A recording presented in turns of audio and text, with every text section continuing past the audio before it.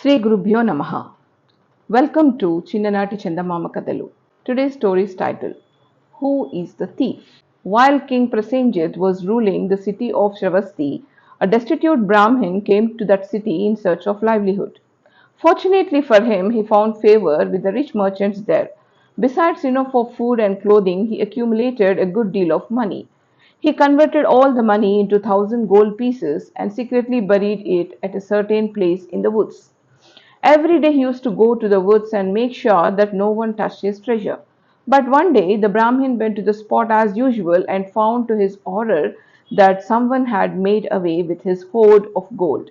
At once the poor Brahmin went crazy with sorrow. He ran to the city crying loudly, beating his chest and telling everyone that his gold was stolen. Seeing no one to share his great sorrow, the Brahmin decided to fall into the river and end his wretched life. King Prasenajit, who was returning from a bath in the river, met him and learnt about the tragedy that befell the Brahmin. "Why do you want to kill yourself, O Brahmin?" said the king. "I am here to inquire into any theft that is committed in this kingdom. I shall restore your lost treasure and compensate you from my treasury. Now tell me whether there was any mark to indicate the spot where you buried the gold." "Yes, sir. There was a wild cucumber plant over my treasure. Now that too is gone," replied the Brahmin. "There may be many such plants in the woods. How can that be a proper mark?" said the king. "No, sir. This was the only wild cucumber plant in the entire vicinity," the Brahmin replied. "Now tell me, could anyone have known that you have hidden your gold in the woods?" asked the king. "Not a soul, nor did anyone ever follow me to the woods," the Brahmin replied. The king went to his palace and thought over the problem till he found a way to catch the man who took the gold. He called his minister and said to him, "I do not feel quite well.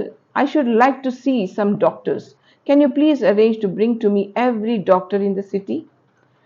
It was soon done. All the doctors assembled outside the king's private chamber. As each doctor was ushered in, the king asked him, "Who are your present patients? What medicines have you given them?" The doctors answered the questions and the king sent them away. At last one doctor said, "Sir, yesterday I gave the juice of wild cucumber plant to a rich merchant, Matridai." The king immediately got interested and said, "I see. Where could you get this plant?" "Sir, it is not common plant in these parts. My servant found it in the woods after a great deal of searching," replied the doctor.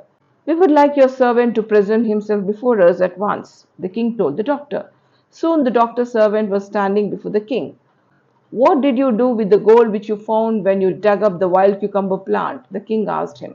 The doctor's servant turned pale at this question. Shivering with fear, he replied, "I kept it safely in my home, your majesty." "That's fine," said the king.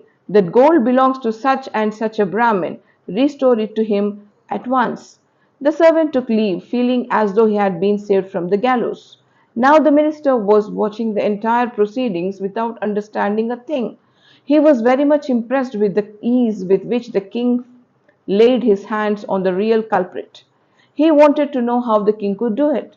The king smiled at the minister's question and said, "My job was to find out which one out of the entire population of the city could have dug up the gold.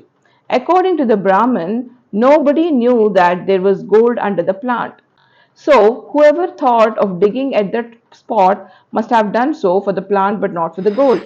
There was no such plant anywhere else in the neighborhood. So, if anyone did it, the plant he had to dig only where the gold was hidden. Had anyone dug only for the gold, he would have thrown the plant away. Unless the man came for the plant, both the plant and the gold need not have disappeared. Now, who would you be in need of a wild cucumber plant except a doctor? What all I had to do was to call up all the doctors in the city and find out which of them used the plant for medical purposes." The minister was amazed at the powers of deduction displayed by King Prasenajit. So that's all. Hope you liked the story. Thank you.